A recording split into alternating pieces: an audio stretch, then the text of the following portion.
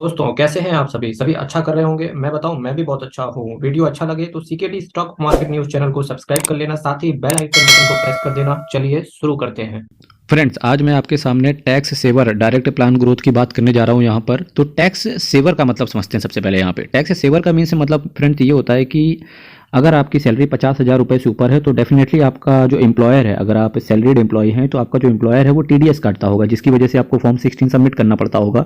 वहाँ पर एटीसी के अंदर आपको 1,50,000 रुपये तक का एडिशनल डिडक्शन मिलता है। अगर आप ELSS equity linked saving scheme में आप इन्वेस्टमेंट करते हो तो 1,50,000 रुपये तक का एडिशनल आपको डिडक्शन मिल जाता है। तो इसकी वजह से ईएलएसएस फंड इंपॉर्टेंट हो जाता है। अब भाई 50,000 रुपये से कम वालों के लिए क्या है? क्योंकि फ्रेंड्स, आप अपने जिससे भी आईटीआर फाइल करवाते हो, एडवोकेट हो, चार्टर्ड अकाउंटेंट हो या कोई फाइनेंशियल एडवाइजर जिससे आप आईटीआर फाइल करवाते हो, वो नॉर्मली आपका टैक्स रेट जो होता है वो जीरो कर देता है। अनलेस कि अगर आपको कुछ छोटा सा अमाउंट दे के थोड़ा बहुत टैक्स जमा कर दें, वो बात अलग है। फिर भी सेविंग के पर्पज से ईएलएसएस बहुत इंपॉर्टेंट होता है। अब ईएलएसएस क्या है? देखो, आपको कंपलसरी है, अगर आपको टैक्स बचाना है तो जरूरी तो होता है कि ईएलएसएस में फंड इन्वेस्टमेंट जरूरी है। पर इंपॉर्टेंट क्या है? इंपॉर्टेंट ये है, देखिए, जमा तो हमें करना ही है ईएलएसएस के अंदर, पर कहीं ना कहीं अगर थोड़ा सा अच्छा रिटर्न मिल जाए तो वो बेटर होता है। इसके लिए क्या है, CKD stock market news channel को केवल अभी आपको सब्सक्राइब करना पड़ेगा, जिसकी वजह से एक बेस्ट टैक्स सेवर फंड हो, चाहे स्मॉल कैप हो, मिड कैप हो, लार्ज कैप हो, फ्लेक्सी कैप हो, हाइब्रिड फंड हो या मल्टी एसेट एलोकेशन फंड हो, सबके विषय में इन डेप्थ एनालिसिस के लिए मैं ये वीडियो लेकर आता हूं। तो टैक्स सेवर आप समझ गए मतलब, ठीक है। अब डायरेक्ट प्लान आपको क्यों सेलेक्ट करना चाहिए? देखिए, इन डेप्थ एनालिसिस में एक एक पॉइंट के बारे में आपको बताऊंगा। देखिए, डायरेक्ट प्लान आपको क्यों सेलेक्ट करना चाहिए? डायरेक्ट प्लान आपको इस वजह से सेलेक्ट करना चाहिए क्योंकि डायरेक्ट प्लान रेगुलर प्लान से बहुत बेटर होता है। रेगुलर प्लान आप हमेशा म्यूचुअल फंड डिस्ट्रीब्यूटर से लेकर के आते हो, जिसमें उसका बहुत मोटा कमीशन होता है। अब आप सोच रहे हो यार, उसका मोटा कमीशन है यार, जाने दो यार, उसको अगर लेके जा रहा है तो उसका भी पेट पलने दो। पर मेरे मित्र, उसका जो कमीशन है ना, वो आपकी ही जेब से पेमेंट होता है। यानी कि जो आप एसआईपी करते हो उसकी ही जेब, उतनी उसी एसआईपी से उसका कमीशन बंधा हुआ होता है। इसीलिए म्यूचुअल फंड डिस्ट्रीब्यूटर होता है, वो कोशिश ये करता है कि आपका जितना ज्यादा एसआईपी होगा उसका उतना मोटा कमीशन होगा। आप जैसे एप्पल भी देख पा रहे हो, जिस पेड़ में ज्यादा एप्पल लगे हुए हैं, देखिए आप सामने, जिस पेड़ में ज्यादा एप्पल लगे हुए हैं इसका मतलब है आपको वो डायरेक्ट प्लान है। जिसमें कम लगे हुए हैं इसका मतलब है कि वो आपका रेगुलर प्लान है। एप्पल से मतलब क्या है? वो आपका रिटर्न है। जितने ज़्यादा एप्पल उतना ज़्यादा रिटर्न। तो इसी वजह से ये बोला जाता है कि आप हमेशा रेगुलर प्लान से कोशिश करें, डायरेक्ट प्लान में स्विच हो जाएं, और स्विच करना चाहिए, ऐसा मानना है। अब मैं बात करता हूँ यहाँ से इक्विटी के बारे में। इक्विटी के बारे में अभी जब नीचे हम चलेंगे तो वहाँ पर एक पॉइंट आएगा कि वेरी हाई रिस्क रहता है, तो वो इक्विटी की वजह से आएगा। आज मैंने जिस फंड को चुना है वो उसका नाम है कैनरा रूबेको, ठीक है। इसके पहले मैंने आपके सामने पारंपरिक टैक्स सेवर का फंड का पूरा इन डेप्थ एनालिसिस डाल दिया, आप मेरे वीडियो सेक्शन में जाके देख सकते हैं। उसके बाद मैंने आपको मेरा एसेट का टैक्स सेवर का भी वीडियो पड़ा हुआ है, आप देख सकते हैं जाके। इसके बाद मैंने क्वांट टैक्स सेवर का, इसके जस्ट बाद आएगा कैनरा रूबेको के बाद। तो सबसे उसके बाद एक फंड की और चर्चा यहाँ पर होती है टैक्स सेवर की, कैनरा रूबेको की, क्योंकि इसने भी अच्छा रिटर्न दिया है as compare to small cap की बात करेंगे, मिड कैप कैटेगरी में अच्छा रिटर्न दिया है। पर मैं थोड़ा सा यहाँ आपको बताना चाहूंगा कि जब ईएलएसएस की बात आती है तो कैनरा रूबेको ने कुछ खास रिटर्न बना के नहीं दिया। वो कैसे, ये देखिए। जब मैं मैक्सिमम की बात करता हूँ तो यहाँ पे 15.31% के सीएजीआर के हिसाब से रिटर्न इसने बना के दिया है। अब सीएजीआर का मतलब क्या होता है फ्रेंड्स? चक्रवृद्धि ब्याज, आप समझो।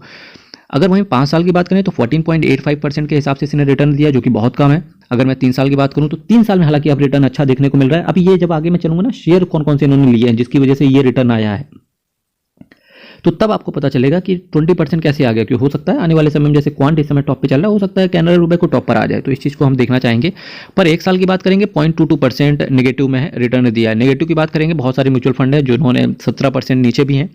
पर फाइनली इस फंड में जिसका भी इन्वेस्टमेंट 1 साल पहले रहा होगा, वो फाइनली पॉजिटिव, उसका पोर्टफोलियो बहुत जल्दी आने वाला है। मुबारक हो आपको।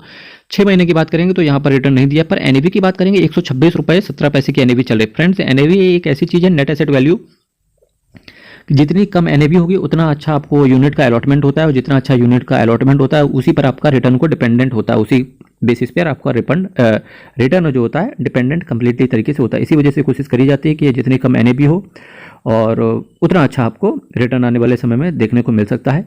तो एनएवी की बात करेंगे, 126 रुपये है। डिसेंट दिखती है मुझे एनएवी, पर जिस हिसाब से रिटर्न इसका आया है वो मुझे डिसेंट नहीं दिख रहा है यहाँ से बिल्कुल भी। तो इसकी वजह से थोड़ा सा, अगर आप चाहें, जिसके पास ये म्यूचुअल फंड है, अभी फिलहाल 15 से 16% के आसपास रिटर्न आपको आ रहा है, तो ये मान के चलूंगा कि आपको बने रहना चाहिए ऐसे फंड में, क्योंकि इतनी जल्दी स्विच ओवर नहीं करना चाहिए। 3 से 4% का रिटर्न में फ्लक्चुएशन है, हो सकता है आने वाले समय में ये रिटर्न भी बहुत अच्छा देखे जाए। पर अगर आप नए हैं तो डेफिनेटली आपको इस फंड को अवॉइड करना चाहिए। पारंपरिक टैक्स सेवर फंड हो गया, क्वांट टैक्स सेवर फंड हो गया, मेरा एसेट का टैक्स सेवर फंड हो गया, आपको वहां जाना चाहिए। उसका भी रिव्यू पड़ा हुआ है, आप आसानी से देख सकते हैं। अब मैं बात करूंगा, वैल्यू रिसर्च ने यहाँ पर 5 आउट ऑफ 5 रेटिंग दी है। ऐसा क्यों दिया है? ऐसा शायद इस वजह से दिया होगा कि 3 साल में इसका रिटर्न अच्छा आ रहा है, तो ऐसा लगता होगा कि जैसे आने वाले समय में ये फंड भी अच्छा रिटर्न दे सकता है। तो अभी फिलहाल मैं इन डेप्थ एनालिसिस कर लूँगा, पता चल जाएगा कि वाकई में देने वाला है या नहीं। श्री दत्ता भांडवालधर एंड विशाल मिश्रा जी, ये इसको 2 फंड मैनेजर हैं। आप क्वालिफिकेशन इसकी आपके सामने दिख रही है, तो डेफिनेटली इनका जो क्वालिफिकेशन मेरे को इन 2 फंड मैनेजर की दिख रही है, तो क्वालिफिकेशन तो बेहतरीन है। तो होप्स हो कि रिटर्न भी इतना बेहतरीन आए। बस क्या है, इन्वेस्टर को रिटर्न चाहिए, क्योंकि देखिए अगर सरदर्दी लेनी होती तो हम डायरेक्ट इन्वेस्टमेंट करते। Why would I select ELSS fund, कि हम ELSS फंड के माध्यम से क्यों आते इक्विटी मार्केट में, हम डायरेक्ट इन्वेस्टमेंट करते। तो सरदर्दी नहीं चाहिए ना, आप सरदर्दी लो, रिटर्न बना के दो, इसके एवज में हम आपको एक्सपेंस रेशियो देते हैं। तो एक्सपेंस रेशियो के भी नीचे चर्चा करेंगे। देखिए जो इक्विटी की मैंने ऊपर चर्चा करी थी ना, तो इक्विटी यही है, वेरी हाई रिस्क रहता है because mutual fund is subject to market risk, read all scheme से रिलेटेड और documents carefully. Canara Robeco equity taxable fund direct growth की अगर मैं और चर्चा करूं तो 4,562 करोड़ का इसका एसेट साइज है, 0.61% का एक्सपेंस रेशियो है एंड 3.58% का कैश होल्ड करके चलते हैं। वहीं अगर मैं क्वांट की बात करूंगा, कैश होल्ड करके बहुत कम चलते हैं। पारक टैक्सेवर की बात करेंगे, वो भी बहुत कम कैश को होल्ड करके अपने पास चलते हैं। पर ये इन्होंने कैश को होल्डिंग बहुत ज़्यादा रखी हुई है। दैट मीन्स कि प्रमोटर बहुत ज़्यादा कहीं ना कहीं कॉशियस भी रहते हैं कि कुछ भी मार्केट में होता है तो हम कहीं ना कहीं तरीके से उस अपॉर्चुनिटी को बना सकते हैं। ये लॉन्ग टर्म में बहुत काम आता है, पर शॉर्ट टर्म में ये चीज़ काम नहीं करती है। बेंचमार्क जो इन्होंने लिया है, अगर मैं एक्सपेंस रेशियो की बात करूँ तो वो भी ठीक है, 0.61% डिसेंट है, ठीक है, कोई दिक्कत नहीं है। बेंचमार्क की बात करेंगे, S&P BSE 500 total return index है। S&P BSE इन्होंने लिया जिसके अंदर 500 शेयर्स आते हैं। अब देखना रहेगा कि 500 शेयर्स में इन्होंने कौन कौन से सेलेक्ट किए हैं। प्लान ग्रोथ है। ELSS में सभी को पता होगा कि ये एक लॉक इन पीरियड यहाँ पर रहता है मिनिमम 3 साल का, पर कोई भी विड्रॉवल चार्जेस आपसे नहीं लिए जाते हैं। तो डेफिनेटली यार ये बात तो सही है कि यार 3 साल का जब हमारा लॉक इन है, जब वहीं से हम मेरे को पूरी तरीके से पक चुका हूँ, तो अब और क्या मारोगे, है ना। Financial technology, automobile, health care, energy और अदर कुछ अदर सेक्टर है जहाँ पर आपका फंड डिप्लॉय रहेगा। अदर की मैं चर्चा नहीं कर रहा यहाँ पर, क्योंकि ELSS फंड है, बहुत ज़्यादा ब्लू चिप स्टॉक्स होंगे यहाँ पर। देखिए ICICI बैंक की बात करेंगे, HDFC बैंक में देखिए 7.79% है। मेरे मित्रों, मैं आपसे एक चीज़ कहना चाहूँगा यहाँ पर, हालांकि मैं HDFC बैंक के ऊपर 8:30 बजे रात को एक इंडिविजुअल वीडियो लेकर आऊँगा, इन डेप्थ एनालिसिस करेंगे इस पे सब्जेक्ट पे, पर फिर भी थोड़ा सा आपको एक हिंट देके जाऊँगा। देखिए आप मेरे जितने भी म्यूचुअल फंड देखेंगे वहाँ पर मैं इन डेप्थ एनालिसिस करता हूँ, और जब मैं शेयर्स पर आता हूँ तो आपको पता होगा कि हर म्यूचुअल फंड के पास, अगर आपने गौर से देखा होगा तो HDFC बैंक जरूर है उनके पास, ठीक है। तो आपकी नज़र भी कहीं ना कहीं HDFC बैंक के पास होनी चाहिए। क्यों होनी चाहिए? देखो, या तो सारे पेड बेसिस पर होंगे कि यार हर म्यूचुअल फंड ने खरीद रखा है पेड बेसिस पे, ताकि किसी तरीके से रिटेल को पकड़ाया जाए और हम छोड़ के भाग जाएं। पर मेरे मित्र, इसमें कंपनी का पैसा खर्चा होगा, तो कंपनी के पास ये पॉसिबल नहीं है कि यार इतनी सारी एसेट मैनेजमेंट कंपनी चल रही, सबको पैसा देके पेड बेसिस पे प्रमोशन किया जाए, ये इम्पॉसिबल। तो ये क्या इंपॉर्टेंट है, क्योंकि कहीं ना कहीं मेरे मित्र हर शेयर का एक डाउन फेज आता है, चाहे हर म्यूचुअल फंड हो उसका भी डाउन फेज आता है। आप भी अपनी लाइफ से देखिए शेयर मार्केट जो है ना, एक आदमी समझो, या ही और शी एज अ केस में भी, तो देखिए एक आदमी समझो आप, है ना। तो क्या होता है, हर इंसान की लाइफ में एक डाउन फेज आता है। इंपॉर्टेंट है कि हम उस डाउन फेज से किस तरीके से निकल सकते हैं, और वो बंदे जिन्होंने लाइफ में हमारे उस स्ट्रगल पीरियड में हमारा साथ दिया, क्योंकि हम कहीं ना कहीं केवल उन्हीं बंदों को याद रखते हैं, बाकी सबको हम भूल जाते हैं अपनी लाइफ से। तो फिर मेरे मित्र, इसी सब्जेक्ट में मैं कहना चाहूँगा, आज HDFC बैंक के साथ शायद वही सीन चल रहा है। अब देखने वाला ये रहेगा, जो आज HDFC बैंक के साथ हैं, क्या HDFC बैंक में जो आज इन्वेस्टमेंट कर रहे हैं, क्या उनको एक अच्छा रिटर्न मिलेगा या नहीं मिलेगा, ये एक अलग चीज़ है। क्या कंपनी अच्छा काम कर रही है कि नहीं कर रही है जिसमें आपका इन्वेस्टमेंट लगा हुआ है, ये एक इंपॉर्टेंट पॉइंट है। अगर आप यहाँ से ढूंढ के कुछ अपने लिए निकाल सकते हैं, तो डेफिनेटली एक जो छोटा सा रिटेल इन्वेस्टर का जो IPO होता है, जैसे 14 से 15 हज़ार रुपये, अगर आप उसको डाल के एक पेनी स्टॉक की तरह इसको ट्रेड करके अगर भूल जाएं, तो आप देखेंगे कि जब मैंने HDFC बैंक के बुरे वक्त में साथ दिया, क्या HDFC बैंक आज हमारा वैसा ही मित्र बना हुआ है कि नहीं बना हुआ है, ये आपको देखना पड़ेगा। तो ये आपको कब समझ में आएगा, ये आपको एक लॉन्ग टर्म में समझ में आएगा। तो देखते हैं किस तरीके का रिटर्न आता है। चूँकि 7-7.5% होल्डिंग है। इन्फोसिस लिमिटेड बहुत अच्छा शेयर है। अगर आपने अभी तक इन्फोसिस के अंदर बाईबैक चल रहा है, तो अगर आप अभी तक आपने बाईबैक के अंदर सबमिशन नहीं किया तो डेफिनेटली कर देना चाहिए। 1850 रुपये का बाईबैक है। 1-2 शेयर जो भी आपके सरेंडर हो जाए, उसके पहले आप वापस से जो भी कैश आए उससे दोबारा खरीद लेना नीचे के रेट से। State Bank of India, Reliance Industries, ये सारे ब्लू चिप स्टॉक्स हैं। रिलायंस इंडस्ट्रीज़, एक्सिस बैंक, कुछ अदर की चर्चा कर लेते हैं। UltraTech cement, TCS, Hindustan Unilever, Bharti Airtel, Bajaj finance, Larsen and Toubro. देखिए लार्सन एंड टुब्रो एक ऐसा शेयर है, अगर आप फिक्स डिपॉजिट कितना रिटर्न चाहते हैं तो हर साल आपको L&T दे देगा। ये L&T की क्वालिटी है। Sun Pharmaceutical, Schaeffler India, slow and steady wins the race. If you are a believer that kind of statement, then at least you must try and watch Shofler India Limited. Housing development finance corporation, United Spirit, PI Industries, Abbott India, Oberoi Realty, Cholamandalam, Indian Hotels. Indian Hotels जैसे जैसे Covid जा रहा है definitely Indian hotels को बहुत ज़्यादा benefit होने वाला है। इंडियन होटल्स एक ऐसा शेयर है आपको बहुत ज़्यादा रिटर्न तो नहीं देके जाएगा, हालांकि कुछ इसी कैटेगरी में कुछ और शेयर हैं जैसे अडवाणी होटल्स हो गया, वहाँ पर आपकी नज़र होनी चाहिए।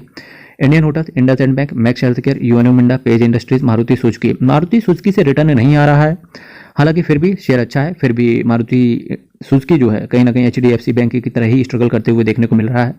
होप्स हो कि आने वाले समय में कुछ अच्छा करे ये। Kotak Mahindra bank, Hindalco, ABB India, NTPC, Bharat electronics, Blue Dart, Trent, Wabco India, JB Chemicals, Atul limited, SBI cards, Navin Fluorine, Vinati Organics, Titan company and JK cement, Asian Paint, Ashok Leyland, Bata India, Godrej consumer, Honeywell, container corp, Sona BLW precision and Motherson Sumi international limited. ठीक है, ये कुछ blue chip बहुत ज़्यादा stocks हैं जो भी बहुत अच्छे फंडामेंटली अपने यूट्यूब पे डाल के सर्च बटन में टिक करते हैं how to find best stocks in India, best large cap stocks, best blue chip stocks, best mid cap stocks in India.